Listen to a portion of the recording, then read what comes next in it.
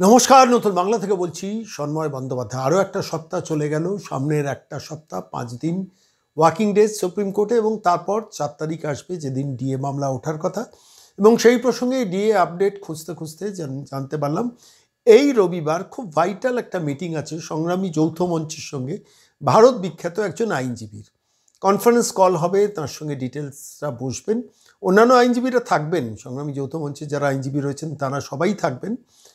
তার সঙ্গে অ্যাডিশনাল ভারত বিখ্যাত আইনজীবীকে অ্যাপয়েন্ট করছে সংগ্রামী যৌথ মঞ্চ, তার সঙ্গে কনফারেন্স কল রবিবার। এইটুকু ডিএ আপডেট দিয়ে আজকে আমি এমন একটা তথ্য আপনাদের কাছে দেব যে বলতে খারাপ লাগছে, শুনতে খারাপ লাগবে আপনাদের, তাও রাজ্য পুলিশ, কলকাতা পুলিশ, রাজ্য সরকার, নবান্ন সবাই মিলে কলকাতা হাইকোর্টে মিথ্যে তথ্য দিল। কি ব্যাপারে মিথ্যে তথ্য আপনারা জানেন। 28শে জুলাই সংগ্রামী যৌথ মঞ্চ সমস্ত স্তরের এবং সংগ্রামী যৌথ মঞ্চ কর্মচারী পরিষদ সবাই মিলে হাওড়া থেকে একটা নবান্ন অভিযানের ডাক দিয়েছেন। সংবাদ মাধ্যমে আচমকা দেখাচ্ছিল যে নবান্ন অভিযানে আদালতে না। আমার একটু কৌতূহল হলো। এই কৌতূহলী মন নিয়ে যখন খুঁজতে শুরু করলাম, দেখলাম যে আদালতে যে ঘরে 35 নম্বর ঘরে এই শুনানিটা হচ্ছিল, সেখানে যারা এই মূল মামলার এই মূল নবান্ন অভিযানে ডাক দিয়েছেন সংগ্রামী যৌথ মঞ্চ, তাঁদের কোনো আইনজীবী নেই। দেখুন, সংগ্রামী যৌথ মঞ্চ নবান্ন অভিযানের ডাক দিয়েছেন, অথচ তাঁরা রিপ্রেজেন্টেড নন। তাহলে কি তারা অ্যাবসেন্ট হয়েছেন?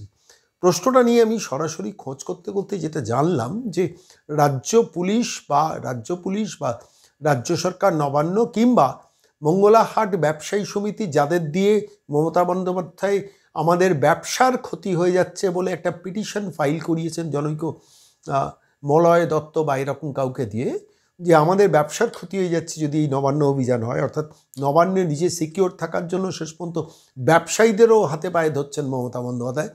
ব্যবস্থাটা সেই রকম জায়গায় গিয়ে পৌঁছেছেন। তো সেই মামলাটার প্রেক্ষিতে দাঁড়িয়ে সেই মামলাটা যখন শুনানি হলো, সেখানে রাজ্য সরকারের তরফ থেকে অ্যাডভোকেট জেনারেল কিশোর দত্ত মামলায় সওয়ালে ছিলেন, কিন্তু কেন সংগ্রামী যৌথ মঞ্চ ছিলেন না? খোঁজ করতে গিয়ে জানলাম যে সংগ্রামী যৌথ মঞ্চকে নোটিশই সার্ভ করেনি কলকাতা পুলিশ বা রাজ্য পুলিশ, হাওড়া পুলিশ কমিশনার এবং রাজ্য পুলিশ বলতে পারেন, রাজ্য পুলিশের অধীনে তারা, এবং রাজ্য সরকার নবান্ন, তারা সংগ্রামী যৌথ মঞ্চকে নোটিশ সার্ভ না করে, অর্থাৎ আদালতে গেলাম আমি কারোর বিরুদ্ধে মামলা করতে, আমি তাকে না জানি, এবং আদালতে তারা বলছে মানে কীরকম প্রতারক মানে একটা সরকার চলছে নবান্নের 14 তলা থেকে, আদালতে তারা বলছে আমরা নোটিশ সার্ভ করে দিয়েছি, অথচ সংগ্রামী যৌথ মঞ্চের মেল আইডি আছে, সেই মেল আইডিতে কোনো নোটিশ সার্ভিস হয়নি।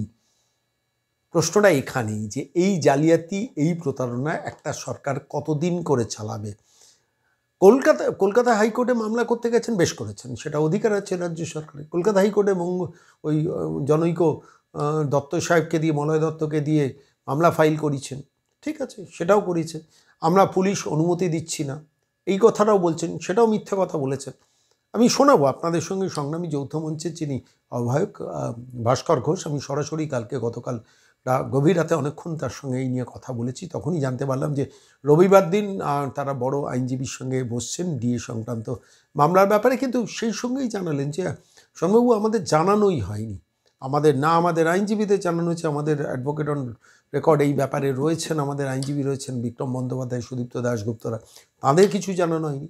আমরা সংগ্রামী যৌথ মঞ্চ, আমরা মূল এটা আহ্বান করেছি, আমাদের সঙ্গে আছেন যৌথ মঞ্চ আসছেন, কর্মচারী পরিষদ আসছেন, সমস্ত সরকারি কর্মচারীরা, এমনকি রিটায়ার্ড সরকারি কর্মচারীরা সবাই সমবেত হচ্ছেন 28 তারিখ হাওড়া স্টেশনে সমবেত হয়ে নবান্নর দিকে যাবেন, শান্তিপূর্ণ অবস্থান তারা সিদ্ধান্ত নিয়েছেন।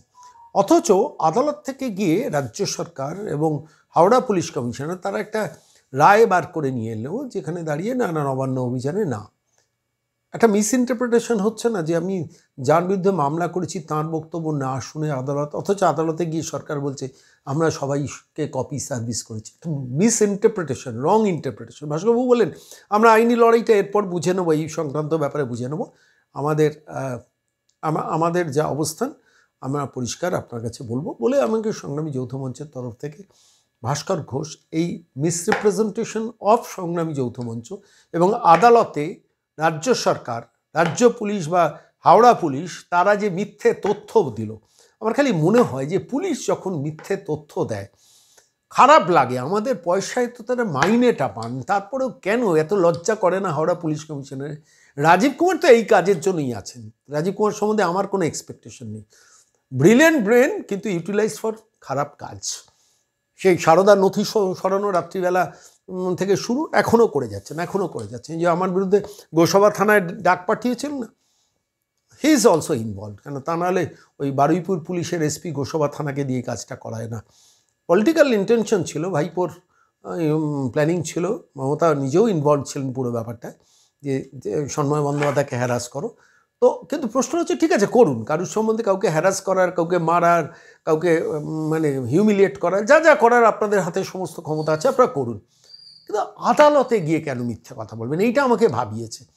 আদালতে গিয়ে তো সরকারি পয়সা খরচা করে সরকারি অবসরপ্রাপ্ত কর্মচারীদের পেনশন আটকাচ্ছেন, সরকারি পয়সা খরচা করে সরকারি কর্মচারীদের অধিকার কাটছেন, সরকারি পয়সা খরচা করে চোরেদের চাকরি বাঁচানোর চেষ্টা করছেন।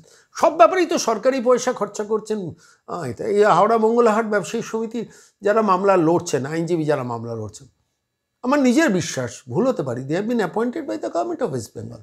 বকলমে ওদের সামনে রেখেছেন যে ওদের সামনে দিয়ে গেলে আর তাদের ব্যবসার ক্ষতি হবে। তো 21শে জুলাই ব্যবসার ক্ষতি হয় না সারা পশ্চিমবঙ্গে, মানে অন্তত কলকাতা শহরে? কে করবে? পুলিশকে এই প্রশ্নটা কে করবে? পুলিশ 21শে জুলাই অনুমতিটা দেয় কি করে? আসলে না বলার তো ক্ষমতা নেই। 21শে জুলাই না বলার পুলিশের ক্ষমতা নেই। কিন্তু যখন ডিএর জন্য বহু মানুষের দীর্ঘশ্বাস যার সঙ্গে জড়িত, সেইটার জন্য যখন একটা মিছিল হয়, তখন সেটাতে পুলিশকে না বলার জন্য একদম স্যালুট করে দাঁড়িয়ে থাকেন রাজীব কুমাররা বা ওই হাওড়ার পুলিশ কমিশনাররা। কতটা নিচে নামবেন, আমি বলছি কতটা নিচে নামবেন একটু ভেবে দেখবেন। অসংখ্য পুলিশ কর্মচারী অ্যাগ্রিভড, তাদের মনের যন্ত্রণা বোঝার চেষ্টা করেন না, শুধু মমতা বন্দ্যোপাধ্যায়কে খুশি করার জন্য এইসব কারবার করেন, যে আদালতে গিয়েও মিথ্যা তথ্য দিচ্ছেন। এটা মিথ্যা তথ্য, মানে ভাস্করবাবুর কথা যদি ঠিক হয়, মিথ্যা তথ্য যে আমরা কপি সার্ভিস করেছি, আদালতে কপি সার্ভিসই করেনি। যারা মূল আহ্বায়ক তাদের কপি সার্ভিসই করেনি। পুরো ব্যাপারটা শুনুন, ভাস্করবাবুর সঙ্গে আমরা সরাসরি কথা বলছিলাম, কি বললেন আমাদের শুনুন। বলছি, হ্যাঁ নমস্কার দাদা।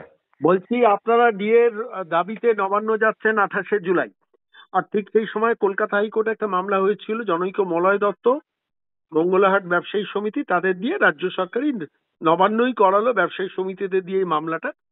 এবং কোর্টে গিয়ে আপনাদের অভিযোগ যে কোর্টে গিয়ে পুলিশ পর্যন্ত মিথ্যা কথা বলেছে, সরকারও মানে কোর্টকে মিসগাইড করেছে যে নোটিশ সার্ভিস করা হয়েছে, অথচ আপনারা রেখেছেন আপনাদের কোনো, আপনাদের অ্যাডভোকেট বা আপনাদের সরাসরি কোনো রকম নোটিশ সার্ভিস করা হয়নি। একটু বিষয়টা ব্যাখ্যা করবেন এবং বলবেন যে 28শে জুলাই আপনারা কি করতে চলেছেন আলটিমেটলি।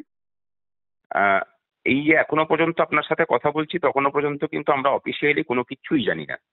আমরা সংবাদ মাধ্যমেই দেখতে পাচ্ছি যে এরকম নাকি একটা কেস হয়েছে এবং সেখানে নাকি আমাদেরকে পার্টি করা হয়েছে। আমি খুব দায়িত্ব নিয়ে আপনাকে বলছি যে এটা হাইকোর্টকে মিসগাইড করা হয়েছে। সেখানে আমাদের যে ঠিকানা দেওয়া হয়েছে সেই ঠিকানাতে কোনো চিঠি সার্ভিস করা হয়নি। সেখানে যে ইমেল আইডিটা দেওয়া হয়েছে সেই ইমেল আইডিটা ইচ্ছাকৃতভাবে ভুল দেওয়া হয়েছে যাতে করে কোর্টকে মিসগাইড করা যায়। ওই যে ইমেল আইডিটা সেটা আমাদের কোথাও ব্যবহৃত হয় না। আমাদের একটাই ইমেল আইডি আছে, সংগ্রামী যৌথ মঞ্চ @gmail.com, এবং সেটা আমাদের প্যাডে দেখতে পেলেই দেখতে পাবে। সেটা প্রশাসন জানে না সেরকম নয়। ওই হাওড়া ব্যবসায়ী সমিতির নাম করে তৃণমূল সরকার এই কাজটা করিয়েছে এবং তারা যেমন মিথ্যা বিবৃতি দিয়েছেন, আমাদের অপর যুগ্ম মানে এই আন্দোলনের ডাক দিয়েছে যারা আশিস খামরুই, তাকেও কোনো চিঠি সার্ভিস করা হয়নি। এটা গেল মানে সার্ভিস করার বিষয়, অর্থাৎ কোর্টে তারা বলছেন যে তারা নাকি সার্ভিস করেছেন, এটা আমাদের কাছে শুনতে পেয়েছি আমরা। তাহলে সেটাকে মিথ্যা কথা বলেছেন। গোটা হাইকোর্ট পাড়া জানে যে বিক্রম ব্যানার্জি, সুদীপ্ত দাশগুপ্ত হচ্ছে আমাদের অধিকাংশ মামলাতে আমাদেরকে রিপ্রেজেন্ট করেন, তো তাদেরকেও সার্ভিস করতে পারতো, সেখানেও কিন্তু করা হয়নি। এরপরে আসি যে রায় হয়েছে, সেই রায় নিয়ে কোথাও বলা হয়েছে কিনা যে আমরা 28 তারিখের প্রোগ্রাম করতে পারবো কিনা। যেটুকু আমাদের আইনজীবী জানিয়েছেন তিনিও কোথাও দেখেছেন, তার কাছেও কোনো সার্ভিস হয়নি, রায়ের কপিও সার্ভিস হয়নি কিন্তু এখনো। সেখানে তারা বলছেন, মানে হাইকোর্ট বলছে যে অ্যাসেম্বলি হবে সেই মিছিল যে হবে সেই মিছিল যেন ব্যবসায়ী সমিতিদের কোনো রকম অসুবিধা না করে।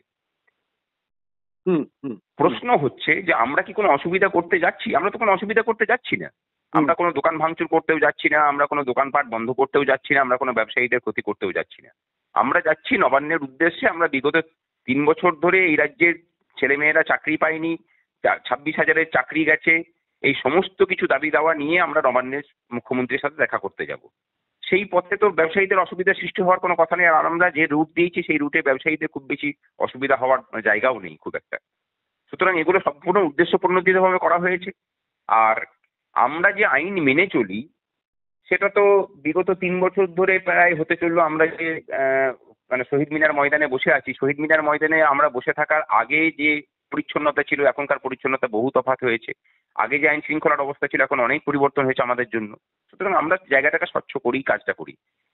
তাই হাইকোর্ট আমাদেরকে প্রোগ্রাম করা যাবে না সেই রকম কোনো ধরনের কোনো ডিরেকশন দেয়নি। আর পুলিশও হাইকোর্টে দাঁড়িয়ে মিথ্যা কথা বলেছে। আমরা 12 তারিখে পুলিশের কাছে আবেদন জানিয়েছিলাম যে আমরা এই করতে চাই, সুতরাং আমাদেরকে পারমিশন দেওয়া হোক। তারা পরে জানিয়েছেন যে ওই রাস্তাটা হচ্ছে খুব কনজাস্টেড রাস্তা, সুতরাং ওই রাস্তায় করতে পারবে না, আপনারা বিকল্প রাস্তা করুন, এই জায়গা হচ্ছে বিকল্প, আপনারা নতুন করে আবেদন করুন। আমরা আবেদন তো করব বিকল্প জায়গা চেয়ে, কিন্তু আমাদের অ্যাসেম্বলি জায়গাটা হাওড়া স্টেশনই হবে।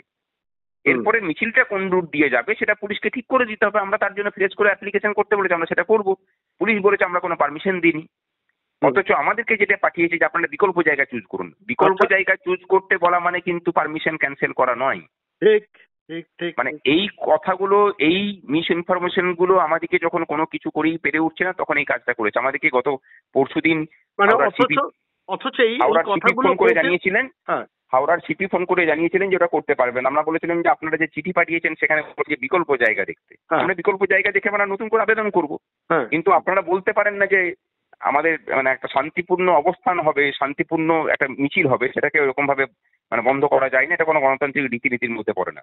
ওটা হবে এবং কর্মচারীরা সেদিন নামার জন্য মুখিয়ে আছেন, সেদিন নামবেন। তখন কি বললেন হাওড়ার সিপি? উনি বললেন তাহলে কোনো মতেই এটাকে পোস্টপোন করবেন। আমরা বলেছি না, পোস্টপোন করা সম্ভব নয়। কিন্তু যদি পোস্টপোন করতেই হয় তাহলে আপনারা কাজ করুন। আপনাদের মাধ্যমে জানাচ্ছি যে মুখ্যমন্ত্রীকে বলুন শুধু আলোচনার জন্য নয়, আমাদের যেসব দাবি দেওয়া সেটা রাজ্য প্রশাসনের কাছে বহুদিন থেকে খুব পরিষ্কার আছে। এর নিয়ে তারা কি কি কার্যকরী পদক্ষেপ নিচ্ছেন সেটা ঘোষণা করার জন্য মুখ্যমন্ত্রী আমাদের সাথে আলোচনায় বসুন। আমরা প্রোগ্রাম ক্যান্সেল করব। হাওড়ার সিপির অফিস থেকে মেল এসেছিল যে আপনার রুটটাকে চেঞ্জ করুন, আর ওদিকে কোর্টে গিয়ে হাওড়ার সিপি বা রাজ্য পুলিশের তরফ থেকে বলা হয়েছে যে আমরা পারমিশন দিইনি, তাই তো? একদম, মানে পুলিশের লেভেল থেকেও কোর্টকে মিসগাইড করা হয়েছে, এটা আপনি বলতে চাইছেন? একদমই একদমই। এবং অ্যাডভোকেট যেমন কিশোর দত্ত নিজে উপস্থিত থেকে এই মিথ্যাচারিতার হয়ে সওয়ালটা করলেন, এটাই খুব আনফরচুনেট। কিশোর দত্ত এদের বিরুদ্ধে আইনি লড়াইটা আমরাও কিভাবে লড়তে হয় সেটা খুব ভালো করে জানি। আদালতকে যে মিসগাইড করা হয়েছে সেটা যথাসময়ে আদালতের কাছেও আমাদের দৃষ্টিগোচরে নিয়ে আসা হবে। তার আগে আপাতত আপনাদের কোন রকম, আপনি যা জানালেন সেটা ভয়ানক, যে আপনাদের কোন রকম ভাবে নোটিশ পর্যন্ত সার্ভ করা হয়নি, তাই তো? একদমই, এটা দায়িত্ব নিয়ে বলছি। আমাদের মেল আইডি ভুল দেওয়া হয়েছে ইচ্ছাকৃতভাবে। রাজ্য প্রশাসন মানে আমাদের মেল আইডি জানে না, সেটা হতে পারে না।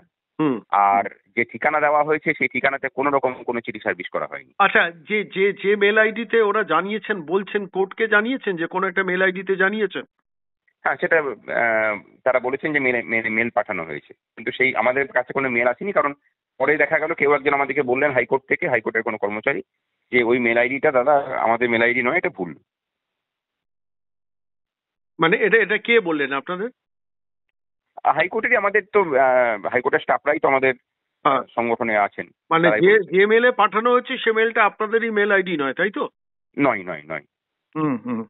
আমরা প্রথম থেকে একটাই মেল আইডি ইউজ করি এবং সেই মেল আইডিটা এখনো পর্যন্ত কোনো বদল হয়নি, ওটাই চলছে আমাদের। সুতরাং যে মেল আইডি দেওয়া হয়েছে সেটা আমাদের মেল আইডি নয়। মানে কোর্টকে মিসলেড করেছে পুলিশ পুরোপুরি, একদম পুলিশ এবং রাজ্য প্রশাসন, তাই তো? এমনটা হতে পারে, হয়তো আমাদেরকে ধমকে চমকে চেষ্টা করেছিল যদি বন্ধ করে দেওয়া যায়, সেটা যখন হয়নি তখন এই পথ নিয়েছে। হাওড়া সিপির ফোন পাওয়ার পরও আপনারা জানিয়েছেন, কিন্তু তা সত্ত্বেও তারপরেও মানে হাওড়া পুলিশ আলাদা করে চিঠি না দিয়ে সেটাকে মিস ইন্টারপ্রিটেশন করে কোর্টে গেছে, তাই তো? পুরো ব্যাপারটা যা দাঁড়ালো, আমি আপনার কথা শুনে বুঝলাম যে সম্পূর্ণ মিথ্যা তথ্য দিয়ে হাইকোর্টের কাছে মিথ্যা তথ্য পরিবেশন করা হয়েছে। সুখের বিষয় এটাই যে এই মিথ্যা তথ্য পরিবেশন করার পরেও হাইকোর্ট কিন্তু আমাদের বিরুদ্ধে খুব একটা কিছু কথা বলেনি। ঠিক ঠিক ঠিক ঠিক অনেক তারা বলেছেন যে আমরা মানে মিছিল নিয়ে যেন ব্যবসায়ী সমিতিদের বা তাদের সদস্যদের কোনো অসুবিধা সৃষ্টি না হয়। আচ্ছা, আরেকটা কথা একটু আপনাকে জিজ্ঞেস করে নিই, সেটা হচ্ছে শেষকালে, সেটা হচ্ছে যে 4 তারিখ তো ডি এর মামলার শুনানি রয়েছে, এবং সেদিন কি আপনি দিল্লিতে থাকছেন? হ্যাঁ, অবশ্যই 4 তারিখে দিল্লিতে থাকবো। সেটা এখন নির্ভর করছে যে এখানে পরিস্থিতি কি হয়। এখানে মানে অবস্থান আমরা চাইছি যে যেখানে আমাদেরকে আটকাবে হাওড়া পুলিশ, হুম হুম সেখানেই শান্তিপূর্ণভাবে রাজ্যের কর্মচারীরা, চাকরি প্রার্থীরা, চাকরি হারা শিক্ষক শিক্ষিকারা, শিক্ষাকর্মীরা সেখানেই বসে অবস্থান শুরু করবেন। ঠিক। যতক্ষণ না দাবি পূরণ হচ্ছে সেখান থেকে ওঠার কোনো প্রশ্ন নেই। তবে সেটা যদি হয় তাহলে আমি আন্দোলন ছেড়ে অন্য কোথাও যাব না, সেক্ষেত্রে অন্য কেউ থাকবে। কিন্তু আমাদের প্রস্তুতি চলছে সম্পূর্ণরূপে। হুম খুব বড় আইনজীবীকে আমরা আগামী 4 তারিখের মামলাতে মানে শুনানিতে উপস্থিত করাচ্ছি। সেটা হুম পরে হবে। হুম আগামী রবিবার দিন সেটার কনফারেন্স আছে। কনফারেন্স হয়ে যাওয়ার পরে ঘোষণা করব সেটা আমরা। হুম হুম হুম হুম আহ, ওইদিকে আইনি লড়াইয়ের প্রস্তুতি সম্পূর্ণ। আমরা তৈরি হয়ে আছি, 4 তারিখের জন্য মুখিয়েও আছি। হুম আর এইদিকে 28 তারিখের জন্য আমরা মুখিয়ে আছি। আশা করি নির্ভয়ে, নির্ভাবনায় হুম হুম সংগ্রামী যৌথ মঞ্চ, সরকারি কর্মচারী পরিষদ, পশ্চিমবঙ্গ বঞ্চিত চাকরি প্রার্থী, চাকরিজীবী, চাকরিহারা ঐক্যমঞ্চ সহ আরো বহু মঞ্চের ডাকে সেদিন কর্মচারীরা, শিক্ষকরা, শিক্ষিকারা, ডাক্তার, নার্স সহ চাকরিহারা, বঞ্চিত চাকরি প্রার্থী সকলেই সামিল হবেন। অনেক অনেক অনেক ধন্যবাদ ভাস্করবাবু, অনেক ধন্যবাদ। ধন্যবাদ দাদা, ধন্যবাদ।